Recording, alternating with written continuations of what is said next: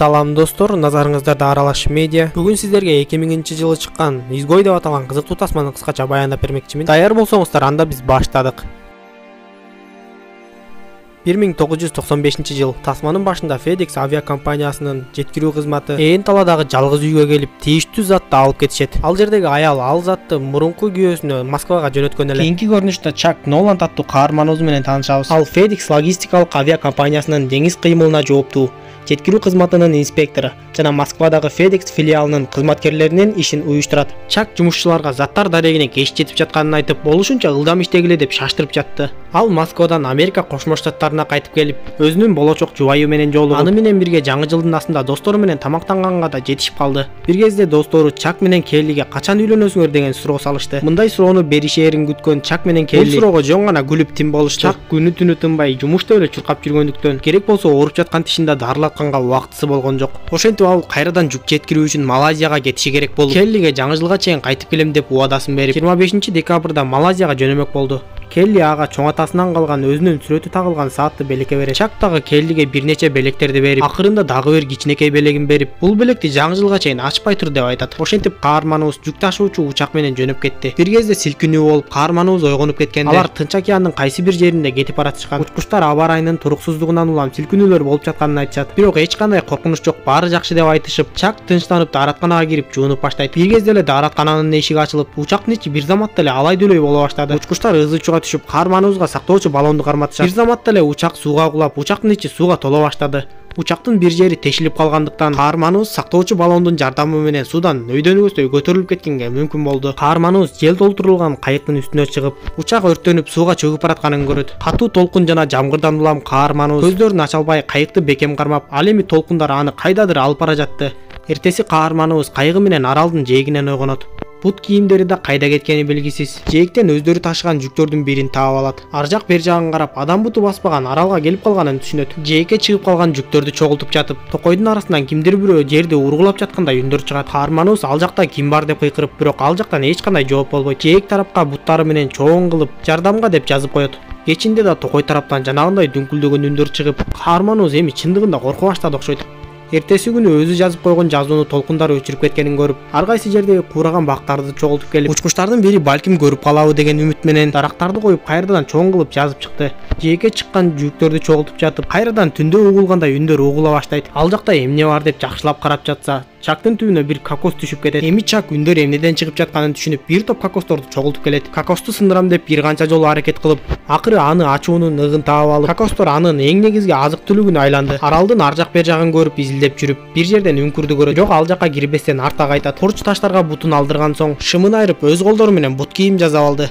Андан соң аралдын эң бийик тоосуна чыгып, ар тарабынын баары мелмилдеп жаткан океан, башка бир дагы бир кургактык жок экенин көрөт. Айланасын карап жатып, жээк жакта бир нерсени көрүп, дароо эле ал жакка чуркап келет. Ал жердеги учкуч адамдын эчагы эле өлүп калганын көрүп, аны кургактыкка сүйрөп чыгат. Ал адамдын капчыгын, кол чырагын жана бут кийимин алып калып, өзүн бир чуңкурга алып барып жашырат. Ал адамдын бут кийими каарманыбызга аябай кичинекей болуп, бирок канткен күндө да жоктон көрө жогору деп кийип алды. Түнкүсүн Келлинин саатка бекитилген сүрөттөрүн карап, балким кимдир бирөөлөр жардамга келип калар деген үмүт менен күндөр өтүп жатты. Балык кармаганга аракет кылып, бирок такыр эле болбой койду. Бир жолу каарманыбыз алыстан кеменин жарыгын көрүп, кол чырагы менен белги бергенге аракет кылды. Бирок аны эч ким деле байкаган жок. Эми Чак бир чечимге келип, жел толтурулган кайыгы менен аралдан алыстап сүзүп кеткенге аракет кылып, тилекке каршы аны чоң толкундар эч жакка кое берген жок. Каарманыбыздын жел толтурулган баллону жарылып, өзү да бутунан жаракат алды. Бир заматта эле нөшөрлөгөн жамгыр башталып, каарманыбыз кайыгы менен жүктөрдүн үстүн жаап коет да, баягы үңкүргө барып баш калкалаганга аргасыз болот. Ал жактан суу таап ичип, кол чырагын күйгүзгөн бойдон уктап калып, анын да кубаты түгөнүп калат. Эртеси ал чогулган жүктөрдүн баарын иштерин ача баштады. Ал жактан волейбол тобун, муз тебүүчү бут кийим, аялдын көйнөгүн жана башка нерселерди тапты. Акыркы жүктөн эки канаттын сүрөтүн көрүп, баягы жалгыз үйдөгү аялга бара турган жүк экенин билип, балким мени куткарып калышса, мен бул жүктү ээсине жеткирип берем деп, аны ачпай сактап койду. Ачкалыктан крабтарды кармап жегенге аракет кылып, бирок такыр эле жей албай, бир амалын таап от жагууну чечти. Бир күн кечке алектенип, бирок такыр эле от тутанта албай койду. Кокос жеп жатып, ага бир ой келип, отту башка жол менен тутантканга аракет кыла баштады. Бир кезде ал колун жараттап алып, колуна тийген бардык нерсени ары бери ыргытып, ачуулана баштады. Ачуусу басылгандан кийин топту таап келип, адамдын бетине окшоштуруп сүрөт тартып коет да ага Уилсон деген ат коюп коет. Кайрадан отту тутантууга киришип, акыры отту тутантып алып, кубанычы койнуна батпай сүйүнөт. Эми оттун жардамы менен каарманыбыз крабтарды бышырып жей баштады. Баягы ооруп жүргөн тиши эми күндө ооруй турган болуп, каарманыбыздын башкы маселесине айланды. Акыры ооруга чыдабай, муз тебүүчү бут кийимдин тембирин тишине такап, таш менен катуу уруп жиберип, тишин түшүрүп, бирок эси болуп калат. Кийинки көрүнүштө арадан 4 жыл өтүп, каарманыбыз балыктарды шумдук кармаган, чыныгы жапай өңкүр адамына айланганын көрөбүз. Күндөрдүн биринде жээктен учактын пластикалык бөлүкчөсүн таап алат. Эми чакта жакшы бир ой пайда болуп, ал пластикалык бөлүкчөнү парус катары колдонууну чечет. Өмүрүмдүн аягына чейин аралда калып өлгөнчө, кайык жасап деңизге чыгайын деп, толкун менен кармашып ажалым жетсе ошол жактан өлөйүн деп чечет. Бул кезде каарманыбыз муз тебүүчү бут кийимдин темиринен балта жасап алганын көрөбүз. Кайык жасоону баштап 4 жылдан бери эң жакын досуна айланган Уилсон менен дайыма сүйлөшүп турат. Бактардын бутактардын кабыктарын сыйрып, алардан кадимкидей эле аркандарды өрүп даярдайт. Уилсон менен сүйлөшүп жатып, ачуусу келген Чак аны кармап ыргытып жиберет. Бир аздан кийин эле кайрадан доосун издеп чуркап чыгып, аны таап, андан кечирим сурайт. Ошентип Чактын кайыгы даяр болуп, баягы эскирген жүктү жана досу Уилсонду алып, бир чоң таштын бетине өз атын жазып, мен бул жерде 4 жыл жашагам деп жазып коет да, аралдан алыстап сүзүп жөнөйт. Ага каршы соккон толкундардан өтүп отуруп, акыркы чоң толкундан да өтүп кетүүгө мүмкүн болду. Бирок каарманыбызды андан арыда көптөгөн кыйынчылыктар күтүп турган эле. Эртеси бороон чапкын башталып, каарманыбыздын парусу да учуп кетти. Бороон чапкын толкун менен алышып отуруп таң атырып, Чактын кайыгы дээрлик кыйрап калды. Ал эсине келип, досу Уилсондун алыстап баратканын көрүп, дароо эле аны сактап калууга жөнөдү. Бирок канчалык ага жеткенге аракет кылбасын, досу андан алыстагандан алыстап эле кете берди. Каарманыбыз досунан аны сактай албай калгандыгы үчүн кечирим сурап, кайыгына кайтып досу үчүн кайгырып ыйлап жатты. Арадан бир топ күндөр өтүп, каарманыбыздын такыр эле алы кетип, түбөлүк уйкуга кетип баратканда анын жанынан чоң кеме өтүп баратканын көрөбүз.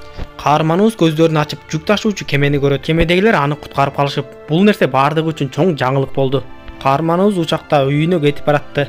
Досу каарманыбызга биз сени өлдү деп, керек болсо көрүстөнүңдү да тургузуп койгонбуз деп айтат. Каарманыбыз аэропортко конуп, дароо эле Келлини жолуктурам го деп ойлоп, бирок ал жерге Келлинин күйөөсү келгенин көрөт. Ал адам Келлиге абдан кыйын болуп жатканын айтып, Келли каарманыбызга жолукпастан үйүнө кетет. Чактын кесиптештери жана достору анын кайтып келишин майрамдашат.